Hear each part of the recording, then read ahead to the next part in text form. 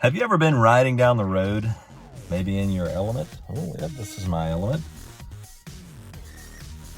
And you hear a sound like this. And then it stops. And then a big gust of wind comes along and you hear it again. It's like, what is that sound? Or just, hopefully you can hear that. Well, we're gonna diagnose that today to see what in the world that sound is and hopefully fix it on your element.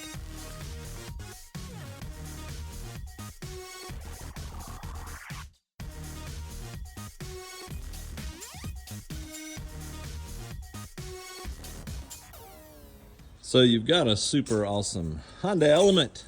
You love it. But sometimes when you go down the road, you hear this thing. And inside the car, it can drive you insane. Well, maybe today we'll learn how to fix that. As you can see here, right up in there is the fastener. All right, and there's not a lot of room here to get anything in there. And this one is super loose. You can hear it, that's super loose. So we're gonna actually take the whole thing off to fix it because we wanna do it right. All right, we wanna do it right. So here we go, we'll do this side now. All right, so what we need to do first is we need to remove this. So we're gonna take our little trim tool, stick it right in here. Well, there we go. Don't get too much because it won't come off. Find the spot where it's gonna be happy. Oh, there it is, found the spot where it's happy. Pop it off, it's just really these two, oh, we got a spider web in there, love that. These two tabs here, hook into those holes and that's what holds us there. Now, we need a hex bit. All right, hex bit. And it is an H5. All right, you've got 3 hex bit bolts here. They're all H5s. They're gonna be tight, might be rusty. If you're up north, these might strip out. Take your time, spray them, whatever you gotta do, but they are H5. I just got a 1/4 inch snap-on ratchet and then a Blue Point H5 bit. Oh, there's the spider. Now you saw our washer fall in there. That's the screw. You see mine are even rusty. This is a Southern car. Been Southern his whole life, but they're rusty. Not super bad though. Gonna fish the washer out because my bit's magnetized now. You'll need those, but we're gonna remove this because we've got to tighten it. And the only way to really tighten this, is to take it all the way off and flip it over. Because as you can imagine, there's not a lot of space right here. So let's go ahead and pull these off. Put you in a little fast forward.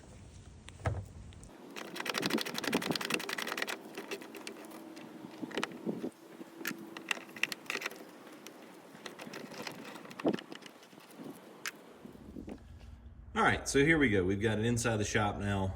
I wanted to do a little bit better lighting. So you can see this Torx bit here, and it is, on this one, a T25. And I want to show you something. You don't want to just loosen this or tighten this because on the other side of it, I'm going to get this in a way that you can see it.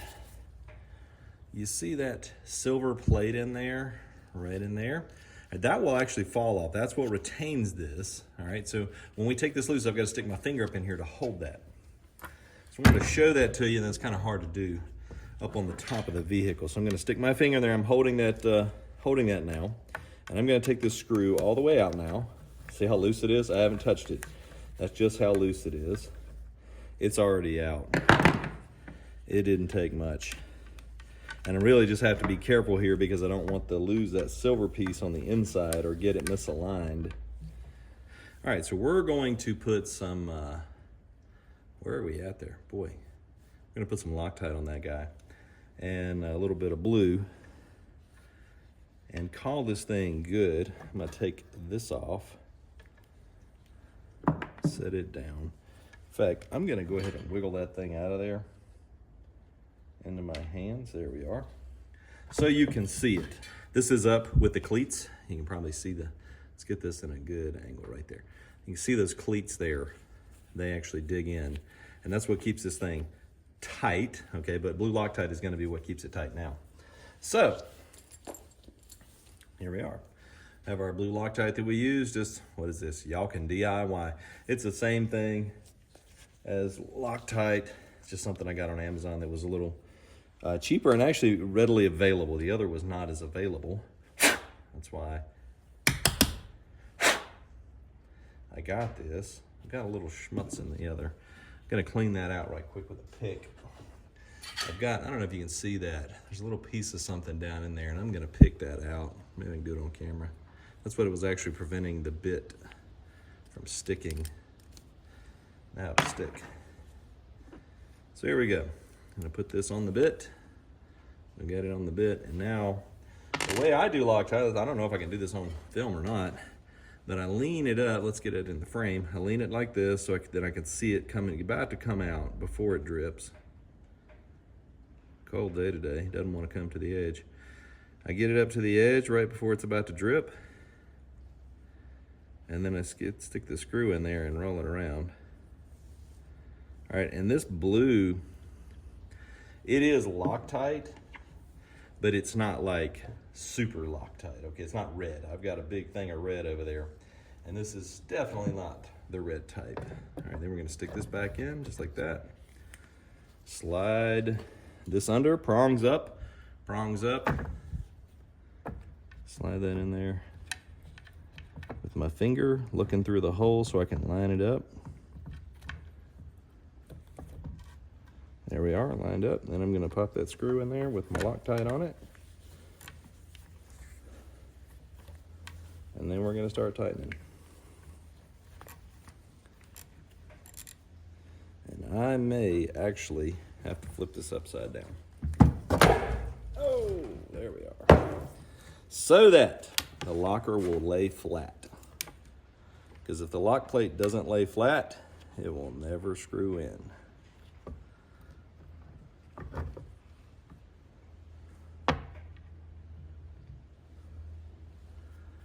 All right, we're gonna have to get a little creative here. No biggie.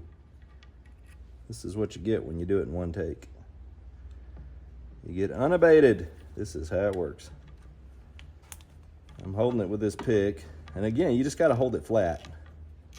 If you can hold it flat, I'm already threading it now.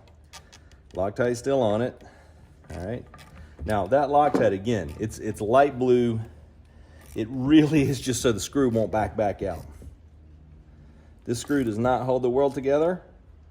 1/4 inch. I got this long one on purpose so I wouldn't over tighten. All right. Boom, there we are. All right, now we're gonna go ahead and do the other end so we never have to deal with this again. But as you can see, we're tight now. No more wiggle wiggle. So let's get the other side up here. Now you're gonna see some holes that I've drilled into this for use with our awning and the other stuff that we do with it. This one was loose too. Okay, get my finger in there so I don't lose the inner piece. It's a big deal. You don't want to lose the inner. All right, got it loose. Someone has opened that up. I don't think that was originally that size. That's okay. All right, flip this bad boy over and let it sit. Now we're gonna do our Loctite on the other screw. Same thing. Lean the Loctite bottle up like this till I can see it. Slowly, slowly, slowly. And stick that in there. Rotate it through it. Get it on all the threads. All right. A lot less mess this way. All right, now I'm gonna get the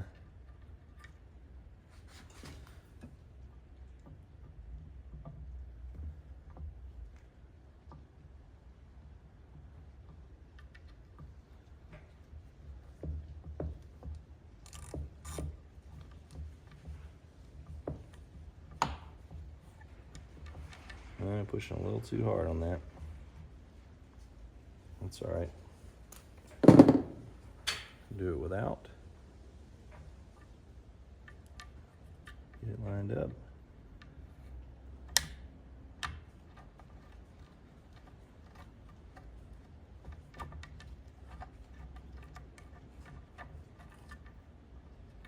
Almost. There we go. And as, you know, I've heard people say cooking with peanut oil Or now we're cooking with peanut oil. I always say now we're cooking with gas. I don't know why I say that. I do prefer cooking with gas over electric for sure. Just different. Now we're cooking with gas. And we go from in wobble, wobble, wobble.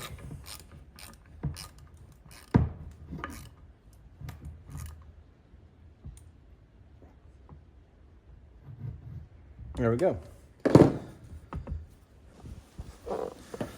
All right, now reinstallation is just the opposite of installation. Make sure your holes are clean. And we're just gonna stick this back down in. You may have to go to both sides to get it to sit properly. You want both sides to be attached right in the groove before you actually bolt it down. So I'm just going to the other side now to ensure that it's in the track properly.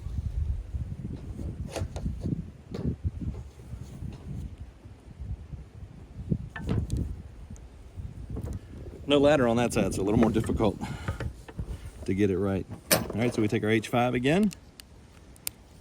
I'm going to start with the center bolt. Make sure you put your washers back on.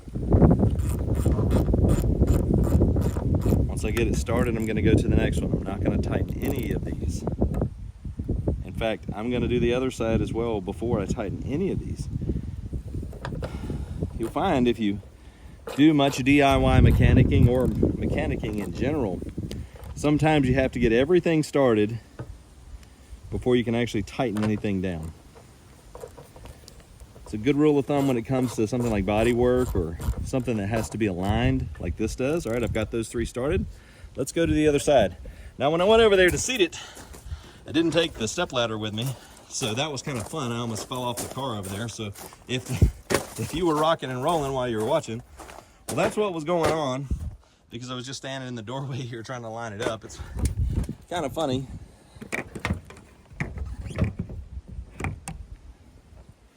Oh, wow, okay. There we are. We'll take our three. Center one first. Get it started. I'm not tightening. Oh, I lost my washer. Made a mistake on that one. Let's pull it back out. Washer's in the hole, so we can probably just use this to line it up. And we did.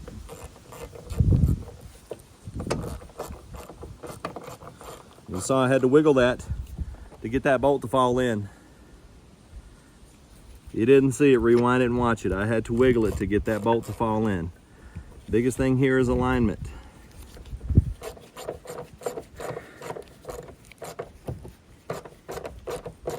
All right, now all started, so I'm going to go back to the center and I'm going to start tightening. Now these don't go, but so tight. Sure, somewhere there is a torque spec for this. I do not have that information ready right now, but there is one.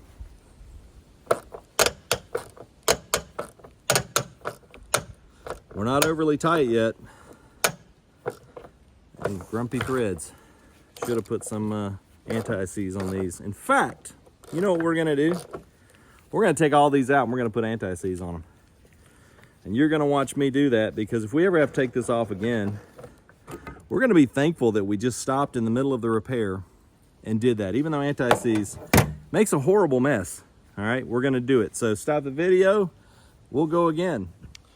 All right, so the joke with anti-seize is that it always gets all over everything, and it's accurate. Every mechanic makes jokes about it. You get the anti-seize out, you're gonna get it all over you. Different than Loctite, as in Loctite's just a thread, kind of a glue or adhesive, so to speak. And actually Loctite helps bolts not seize most of the time. This stuff, very different. And I'm gonna have it all over me before this is over with. Just go ahead and get that out there. It's a great thing. It's great for when you deal with something that's gonna deal with rust. It just kind of goes everywhere. And you know, and what we're trying to do, it's not a horrible thing. I'm just gonna try to keep it contained to my gloves here and to the vehicle. Let's see if we can just do that and not get it all over the car, you know.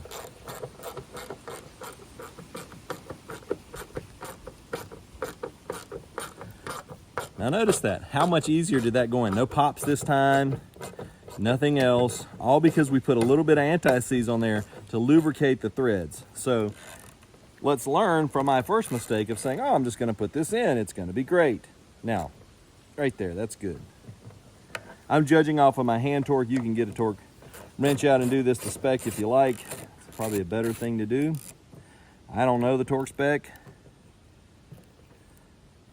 Trying to save that washer there from falling off into oblivion. All right, I will do this one.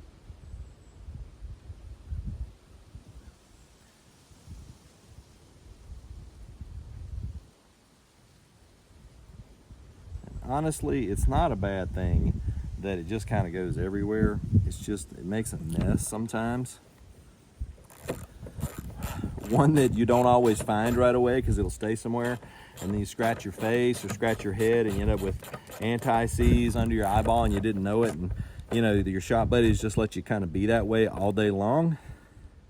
Speaking from experience here. All right, it's good and tight. Last one.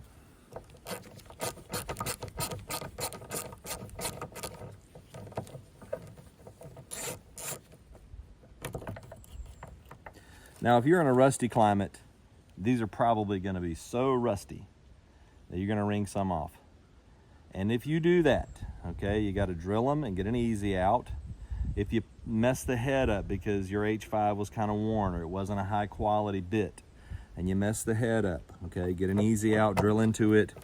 You can get them out. The last one I pulled at the salvage yard was that way. I still got it out, all right? Had to take the cordless drill with me. I see that, no pops. Take the cordless drill with you, drill the end, take an easy out, unscrew it. Then go to the hardware store. They actually have black hex head screws. Just match them up. These are actually M6, same as a 10 millimeter bolt. I don't think you'd want to put a 10 millimeter bolt down in there. Just because I think it needs to be these hex heads. There you go. All three good. All three, you know, everything that needs Loctite's got Loctite. You saw that. We just put it on and pop it down. She ain't flying off. Now you want to make sure you get that tight. Look at that. There's Loctite right there. I knew I was going to get it on something. Or excuse me, not like Loctite. Anti-seize. And I'm going to stop wiping with that rag because I know it has anti-seize on it. But there we go. I'm going to go take care of the other side, and our repair will be done. All right, so last but not least, we need to verify the repair. So we just walk up here and do the... And we're going to go to the other side and do the same. I was talking to a customer earlier today. Good. And I almost got anti-seize on the car again. You got to watch that stuff. I was talking to a customer today, and he was talking about a car. You may follow me on Instagram, so you may have seen. I was dealing with a Hyundai taillight bulb today. Anyway, long story short, he had some work done at the dealership, and they didn't verify the repair. In other words, they didn't keep it long enough to verify that what they had done actually fixed the issue. So make sure when you do repairs, verify the repair. Don't just say, oh, I got it, and then miss one step, and then you don't got it. Just a word to the wise. Verify your repairs. Hope you guys have a great day.